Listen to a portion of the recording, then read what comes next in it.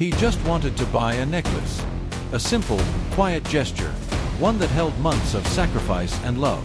But what should have been a moment of tenderness turned into a scene of judgment, suspicion, and pain. Elijah Brown, a young black man from Harlem, crossed the city to honor the woman who had always believed in him, and was treated as if he didn't even have the right to dream. What no one in that store knew was who his mother truly was, and what that woman carried in her heart was worth more than any diamond behind the glass. This isn't just a story about prejudice. It's about how a simple heart can shake entire foundations. It's about strength born from silence, and love that endures even when the world shuts its doors. And if you think justice only comes through shouting, you're about to be surprised by what happened that afternoon. Because sometimes, the person who changes everything is the one no one sees coming. And the one who silences a crowd isn't the loudest voice, but the soul that stands tall. Have you ever wondered how many stories are cut short before they even begin? How many sons are judged by their appearance before they say a single word? And if you were in his place, what would you have done?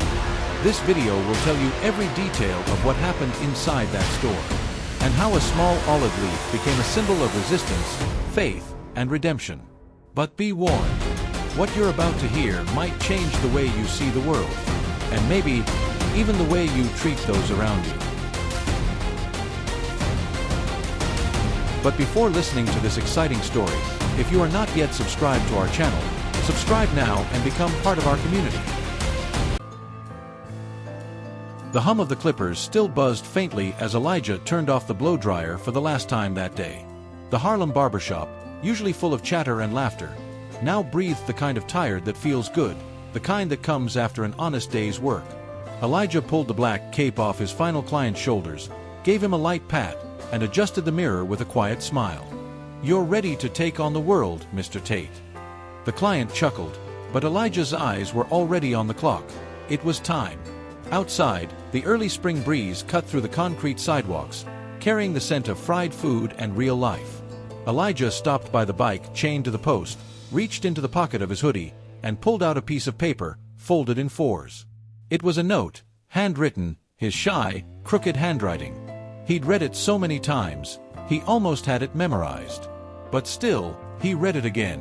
"For the woman who taught me what strength is, without ever raising her voice." That was the gift. Or rather, the soul of the gift. He took the crowded subway to the Upper East Side like a man crossing through a portal. When he emerged onto the polished streets, everything felt cleaner, quieter, colder. No honking. No hurried footsteps. The stairs were different. Elijah adjusted his beanie, checked the screenshot on his phone. Yes, that was the name of the store, and took a deep breath. On Instagram, the silver necklace with the olive leaf shimmered under carefully placed lights. But to him, it was more than jewelry. It was a symbol. Healing. Peace. A new beginning. The smoked glass storefront of the jewelry store towered in front of him. Golden letters gleamed as if judging whoever dared to approach. Elijah opened the door gently. A soft chime rang. The air smelled of expensive perfume and unspoken rules. He took 2 steps and stopped. Eyes turned toward him. The man at the front desk raised an eyebrow. A woman in the back crossed her arms. Elijah smiled, hesitantly. But inside, something clenched. The feeling was unmistakable, as if he had stepped into a place where he didn't belong. Elijah walks into the elegant jewelry store and immediately feels all eyes on him, as if he doesn't belong there.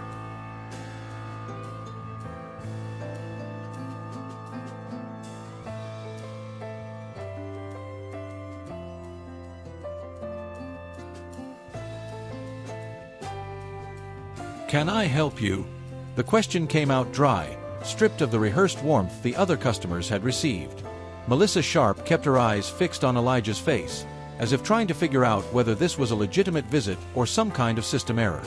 He pointed to the display case, his voice calm but steady. "I'd like to see that necklace. The olive leaf." She didn't move, just tilted her head and pressed her lips together, like she was apologizing for something that hadn't happened yet. "It's a limited piece." The words weren't meant to inform. They were meant to block. Elijah nodded, trying to ignore the tone. Yes. I saw it on your Instagram. I've been saving up for a while. I want to give it to my mom. Mentioning his mom didn't spark empathy, only deeper judgment. Melissa turned slowly, walking toward the counter with an expression of disdain, thinly veiled as professionalism. Are you sure you're in the right place? It sounded like a casual question. But it wasn't. It was poison, served on a silver tray. Elijah felt his face flush with heat, but he didn't react. His mother had taught him never to shrink in the face of humiliation. Not anymore. Yes, I am. Melissa then made a discreet, nearly invisible move, pressing a small button beneath the counter. Her smile returned in a plastic gesture. Of course. Just a moment. Meanwhile, she whispered into the radio clipped to her waist. Got a young male here, acting a bit suspicious. Approach discreetly. The silence in the store now felt heavier than before. The sparkle of the jewelry reflected an invisible tension. Unaware of the quiet alarm, Elijah still believed he was on the verge of doing something beautiful. His eyes stayed fixed on the necklace. He imagined his mother's smile when she received it, the way her thin, tired hands would hold the pendant, full of gratitude. He didn't notice the two security guards approaching from either side, like synchronized shadows. When Melissa finally returned to the counter, something had shifted in her gaze. As if she already knew how this story would end, long before he said a single word. Elijah reached out to point at the necklace in the display. But before he could speak, he felt a firm presence behind him. Two tall men in dark vests, hands resting on their belts. Security. He turned slowly, confused. There was still hope in his eyes. But that was the one thing this store had no room for.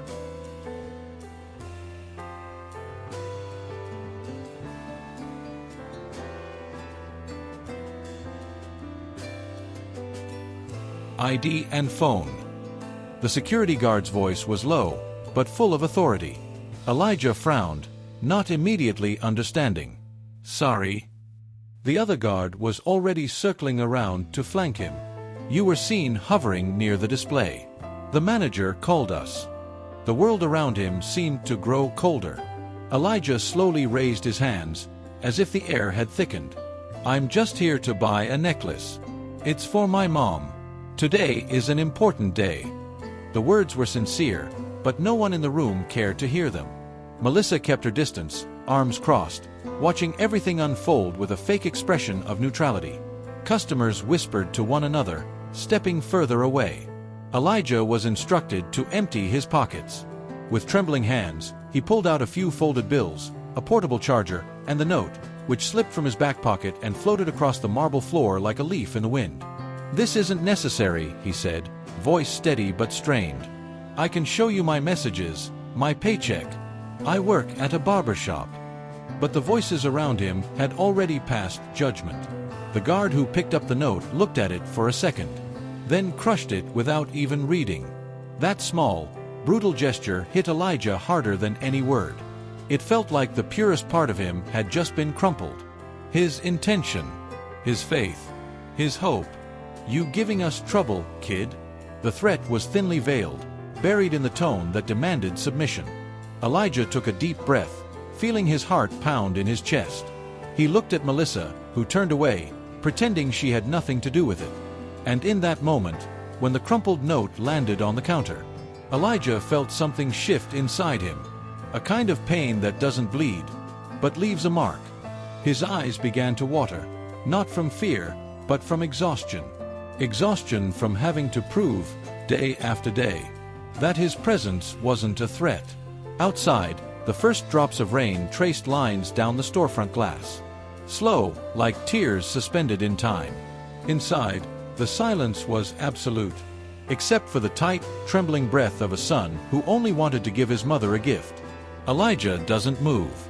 He simply stares at the necklace behind the glass, as if that object now lived years away. Across the store, Melissa crosses her arms once more.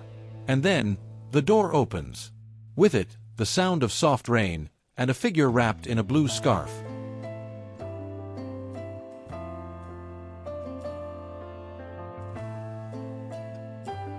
The soft chime of the doorbell echoes as she steps inside. The rain falls gently outside, but every drop seems to match the slow, steady steps of the woman entering. The blue scarf tied delicately around her head reveals a serene face, calm, yet marked by struggle. Grace Brown walks with quiet determination, like someone who knows her presence has purpose. Her eyes scan the room with a mix of sweetness and urgency. "Is my son here?" she asks, her voice filling the space like a silent prayer. Melissa steps forward with a polite smile, but her gaze remains cold. "I'm sorry, ma'am. And who would your son be?"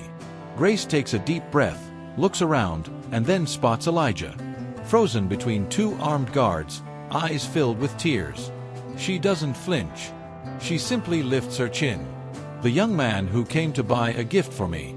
I'm the mother he was trying to surprise." For a moment, the world stops. Even the guards hesitate, exchanging unsure glances. That woman didn't raise her voice, but her presence demanded respect. Elijah steps forward, trying to speak, but she gently lifts her hand, firm with tenderness. "It's okay, son." Her voice is calm, but carries the weight of every moment a black mother has had to shield her child from the world. "I found the note in the living room. The store's address was written on it. I thought it was just an accident, but when you didn't come back, I knew. God told me in the silence." A quiet murmur ripples through the room. Outside, the rain begins to fall harder, as if it, too, is reacting to what's unfolding inside. Melissa tries to regain control. "Ma'am, nothing happened here. We were simply following protocol." But Grace doesn't even look at her. She walks slowly to the counter, picks up the crumpled note, and presses it gently to her chest. "You looked at him and saw danger. I see promise. I see the man he's trying to become. And he came here just to love me." The store, once filled with silent judgment, now holds only the silence of realization. The kind that follows when people know they were wrong. The security guards step back, quietly. Melissa still tries to keep her composure. But suddenly, the door swings open again. A man in a suit rushes in, face tense. He freezes, eyes locking on Grace with disbelief, and murmurs, "Miss Grace, you here?"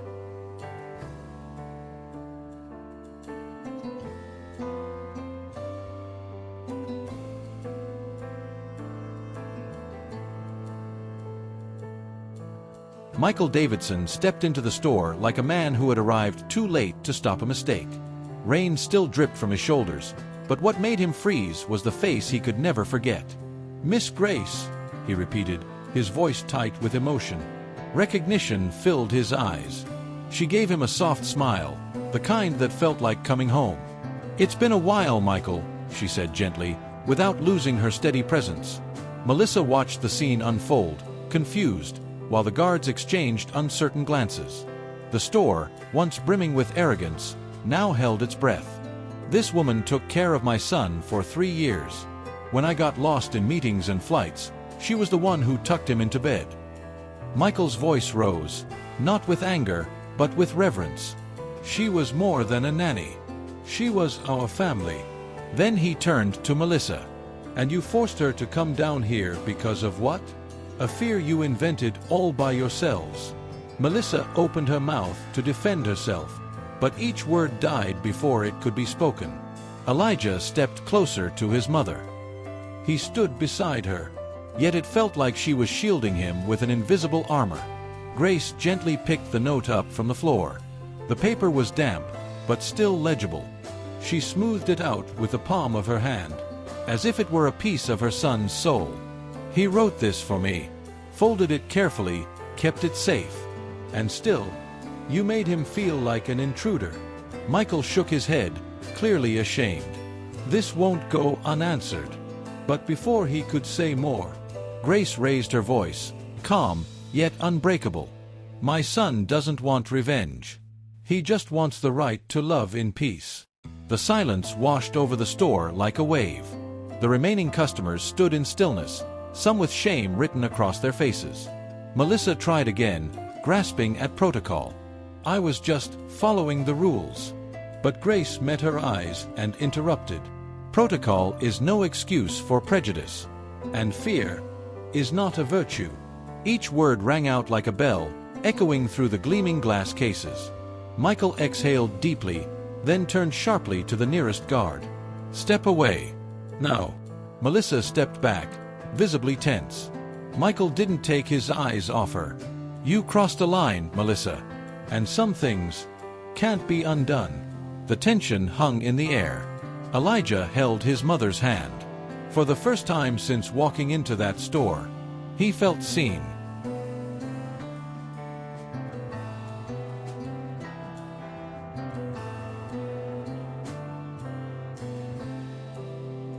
Melissa tries to hold her composure, but Michael's voice is final.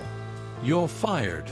No outburst, no yelling, just the cold certainty of an irreversible decision. The security guards, visibly uneasy, receive the same order to step away. One of them lowers his eyes, as if finally grasping the weight of what he's done. Grace remains calm, not celebrating anyone's downfall. This was never about revenge. It was about dignity, about a son who simply wanted to honor the love that made him whole. Michael approaches Elijah, still processing everything. "You came here for her, and for that, you have my respect." Elijah just nods. He didn't come looking for respect. He came looking for a necklace. And now, finally, he can. A new sales associate, young, kind, walks over with a sincere smile. "Can I help you choose?" Elijah points again to the display case. "That one, the olive leaf." The necklace is removed with care, wrapped with reverence. Every movement now is the opposite of what came before. Elijah takes the small box, draws a deep breath, and turns to his mother. Right there, in the center of the store where he was once humiliated, he kneels and offers her the gift. Grace covers her mouth with her hand. This time, her tears aren't from pain. They're from recognition, from gratitude, from love in its purest form. She opens the box gently, like revealing a sacred secret. And inside, she finds the necklace and the note, carefully uncrumpled, resting on the velvet. She reads it in silence. "For the woman who taught me to lift my head, even when the world tries to force it down." Grace's voice cracks at the end. Michael turns away, moved. The remaining customers stay quiet. It's a moment that belongs only to them. Mother and son, light and root. Elijah clasps the necklace around her neck. She holds his hands and whispers, "You are my greatest miracle." He smiles, for the first time that day, with relief, with pride, with peace. Outside, the rain has passed. The sky begins to open above Manhattan's skyline. And there, beneath the artificial lights of a once hostile store, a new light is born, soft yet steady. An olive leaf now rests on the chest of a woman who never bowed. And beside her, a son who learned to endure in silence, and to love with courage.